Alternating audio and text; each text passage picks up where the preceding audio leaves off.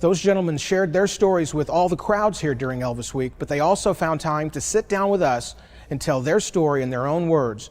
In recent years, Presley was plagued by weight problems and fatigue. His trademark was his gyrating hips, a style so controversial that when he began gyrating during a 1956 appearance... Elvis Presley today.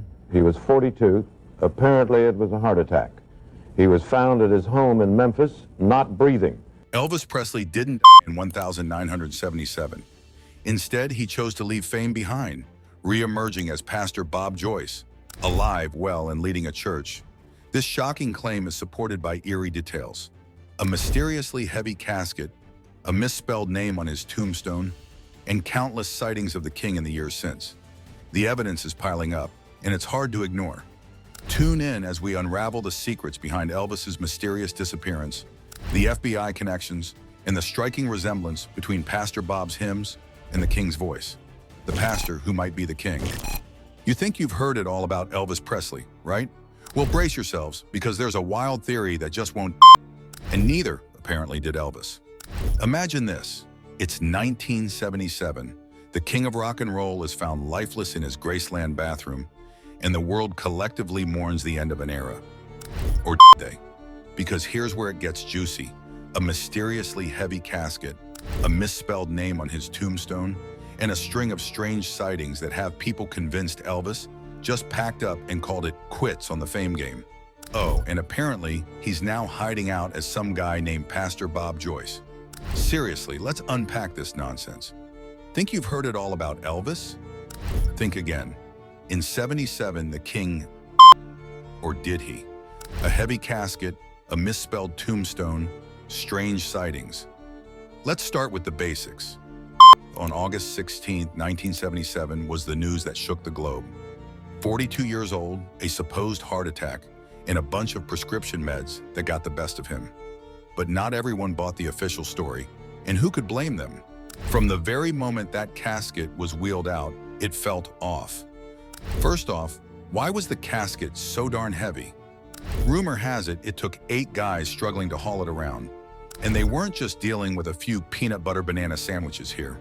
Some say it was heavy because it contained a wax figure instead of his actual body. A wax dummy, like the kind you see at a knockoff Madame Tussauds. Maybe the real person was already on a beach somewhere, sipping something fruity out of a coconut. Then there's that infamous tombstone, Elvis Aaron Presley. Except instead of the usual spelling, Aaron with 2 A's, someone thought it was clever to spell it with just 1 A. Why does that matter? Well, for a guy who was that iconic, someone's got to have double-checked the engraving, right? Fans have taken this as a sign, a cryptic message that says, hey, I'm not really dead, just laying low. Subtle, right? Apparently, he has been spotted everywhere from gas stations to airports, grabbing a burger at some greasy diner, or wandering around Graceland itself. People have said they've seen him hanging around his own home, just checking things out, like some kind of ghost tourist hybrid. It's like he just can't let go of the place. Who could blame him, really? It's Graceland. These sightings became more frequent, more believable, or at least more fun to believe in. Blurry photos, shaky videos, and always a tale about a guy with those unmistakable sideburns and sunglasses, because no one else in the world could possibly wear sideburns like that. There's even a story that he wanted to help President Nixon fight crime, fancying himself as some sort of rock and roll spy. And maybe after exposing enough shady figures, the guy needed a break. If we're to believe all this, he might have traded the limelight for a new life, complete with a fake identity, maybe some new hobbies, and definitely less glitter in his wardrobe. Pastor Bob even has videos of himself singing hymns, and naturally, people have dissected every note, convinced they hear shades of the king in his voice. Every time he clears his throat or gestures in a certain way, someone out there is scribbling down notes in a conspiracy journal. It's not enough to look alike, he has to sing alike too, and that's what's keeping this conspiracy rolling. But let's pause for a second. If he really faked his death, disappeared into anonymity, and decided to become a pastor, why? Was it all for peace and quiet? To dodge taxes? Maybe to get out of making another terrible movie? Who knows? People love a good story, and the idea that the king of rock and roll traded his blue suede shoes for a pulpit and a quieter life just hits a certain nerve. It's about reinvention, escape, and the fantasy that celebrities are always just one step away from being regular folks. What's the deal? Is Pastor Bob really him? Did he fake his to escape the madness of fame and fulfill some FBI deal? Or are people just reading way too much into some coincidental resemblances in a deep baritone voice? The truth is, no one knows, and maybe no one will. But it sure is a lot more fun to believe that somewhere out there he is alive, leading a small congregation, humming Jailhouse Rock as he drives to the grocery store. But let's not stop there. Let's dive into the details that have fueled this undying fascination. The unusual autopsy results, the cryptic connections to the FBI, and the seemingly endless sightings all contribute to a story that refuses to fade away. After his supposed death, the autopsy results were delayed, vague, and full of contradictions. Why did it take so long? Why didn't it provide clear answers? The inconsistencies in the autopsy have only served to feed suspicions that something wasn't right. For those who refuse to accept the official story, these gaps in the narrative became opportunities to speculate and imagine alternative explanations. Another strange aspect of the story is the open coffin at the funeral. It was an opportunity for his fans to say goodbye, but some noticed that he didn't quite look like himself. They claimed his skin seemed too shiny, almost wax-like. Could this have been an altered body, or even a wax replica to throw everyone off the scent? This claim has become a cornerstone for those who believe the king faked his death, a tantalizing clue that suggests a much grander plan was at play. But the real spark for conspiracy theorists was his connection to the FBI. It turns out that he had offered his services to the federal government, even meeting with President Nixon in 1970. He expressed concern about the growing drug problem in the United States and wanted to lend his fame to help fight against it. This is where things get interesting. If he was involved in secret government dealings, it might explain why he had to disappear. What if his involvement went deeper than anyone thought? What if he became entangled in operations that made it necessary for him to vanish for his own safety? Sometimes the past isn't what it seems, and there's more to uncover. A new chapter for Elvis. Some believe that Elvis went undercover, using his fame to infiltrate criminal organizations. His high-profile status allowed him to move in circles that most people couldn't, and his charisma made him a perfect candidate for gathering information. According to this theory, his death was a cover, a way to get out of the dangerous work he was doing. The Witness Protection Program provided him a chance to start over, safe from those who might seek revenge. It's a theory that paints him not just as a musician, but as a hero, someone who was willing to risk everything for the greater good. But what does Pastor Bob say about all this? He's denied being him, of course. He's just a man doing his work, leading his congregation, and trying to live a life of faith. The attention he's received from fans has been both a blessing and a burden. On one hand, it's brought people to his church, people who are curious, hopeful, and looking for a connection to the past. On the other hand, it's brought scrutiny, conspiracy theories, and a level of fame that he never asked for. Despite his denials, the rumors persist, and the legend continues to grow. It's not just about the sightings or the resemblance. It's about the story itself. People want to believe that he is still out there, living a quiet life, free from the pressures that once consumed him. They want to believe that the king found a way to escape, that he chose a path of simplicity and meaning. It's a comforting thought, especially for those who grew up with his music, who saw him as more than just a performer, but as a symbol of something greater. The idea that he could be out there somewhere still brings a smile to the faces of those who loved him. And what about the people who claim to have seen him? The sightings have been numerous and widespread, from Kalamazoo to Graceland itself. People have reported seeing him in diners, at gas stations, even peeking out from a window at Graceland. These sightings have often been accompanied by blurry photos or shaky videos, just clear enough to make people wonder. It's almost as if he has become a ghost, haunting the places he loved, unable to fully let go of the life he once had. One of the most intriguing aspects of these sightings is the consistency. Over the years, people from all walks of life have reported seeing him, and while many of these sightings can be dismissed as wishful thinking or a mistaken identity, there are some that are harder to ignore. The descriptions are often similar. A man with distinctive sideburns, wearing sunglasses, keeping to himself but unmistakably him. It's enough to make even the most skeptical person pause and consider the possibility. The idea that he might still be alive has also been fueled by photographs that have surfaced over the years.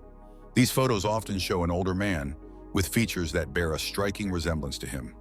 While many dismiss these images as doctored or simply cases of mistaken identity, there are those who believe that they are proof that he is still out there, living his life in peace.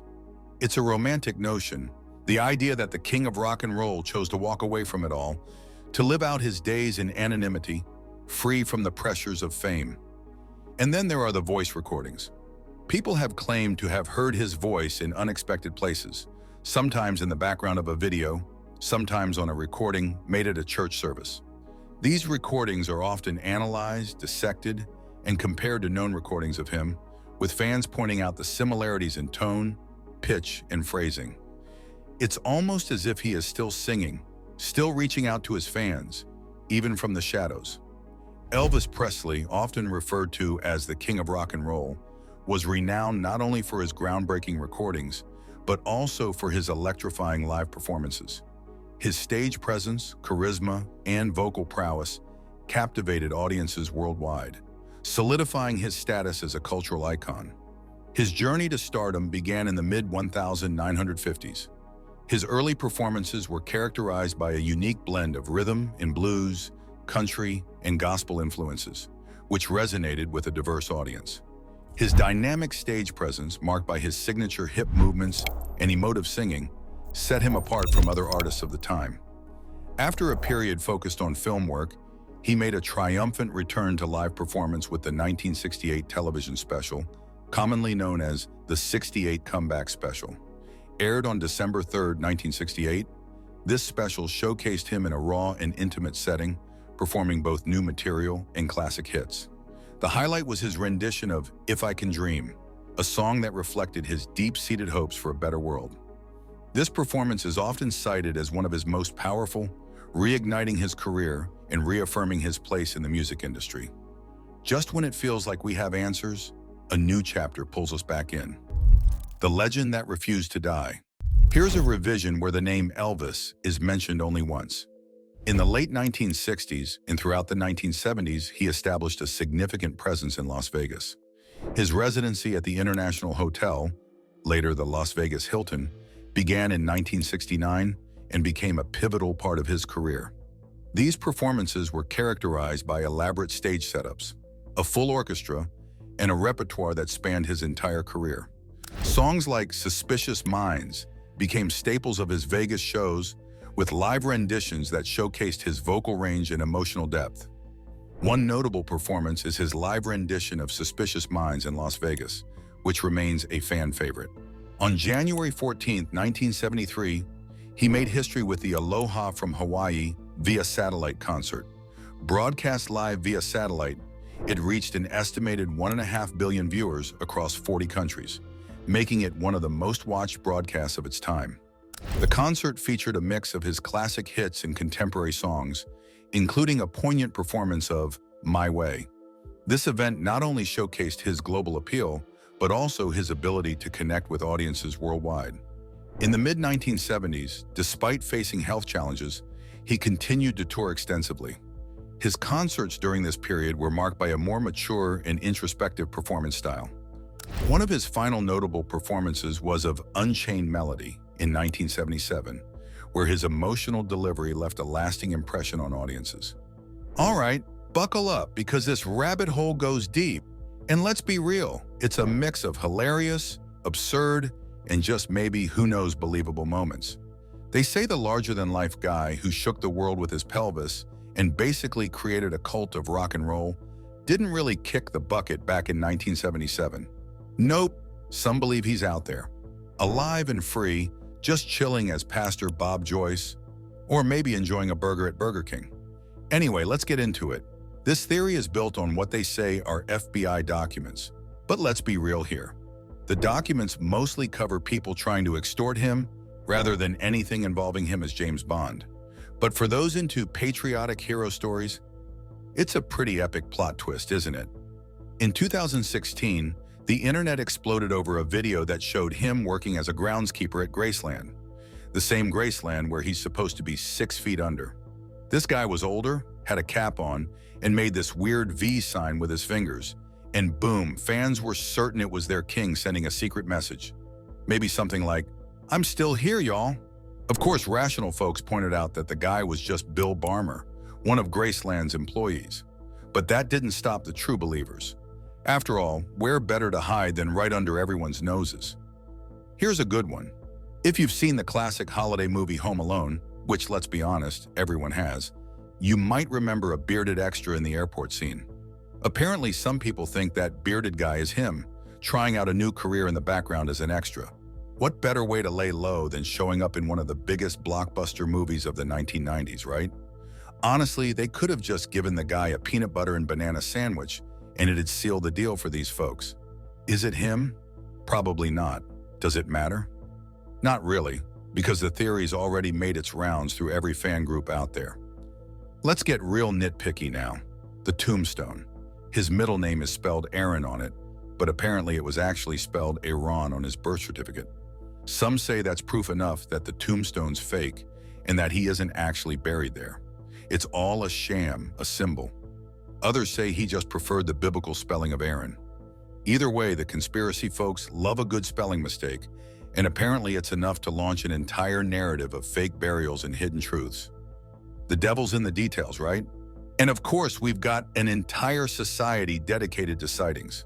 These folks banded together in Canada in 1989, forming the Sighting Society. Not only do they believe he's still alive, but they've also managed to get a street named Elvis Lives Lane in Ottawa. That's commitment right there. They're doing it all with a straight face too, managing to do some good by using his name for local charity work. At least some of this delusion is being put to good use. Here's where things get conspiratorial.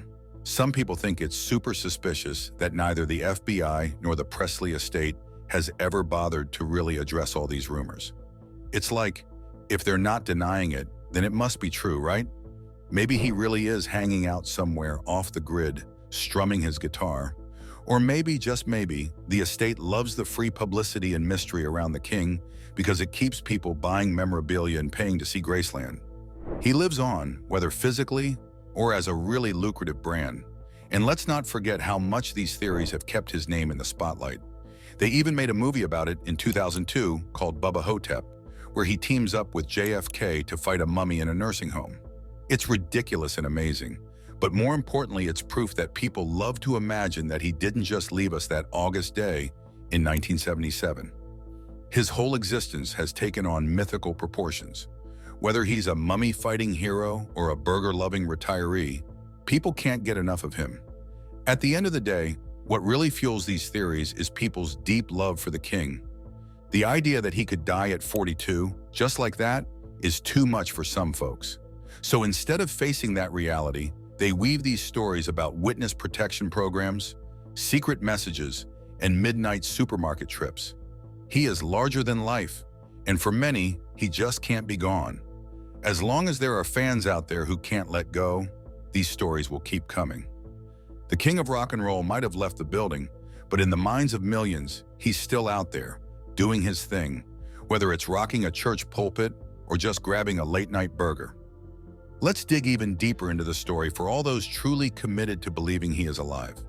The saga has layers upon layers, and with every layer peeled back, there's yet another bizarre twist waiting to emerge. The strange anecdotes, the unexplained coincidences, and the sheer tenacity of those who refuse to accept he's gone make this whole thing almost legendary. Did Elvis really fake his death, or is it just wishful thinking? What do you believe? Let me know in the comments. Don't forget to like and subscribe for more intriguing stories.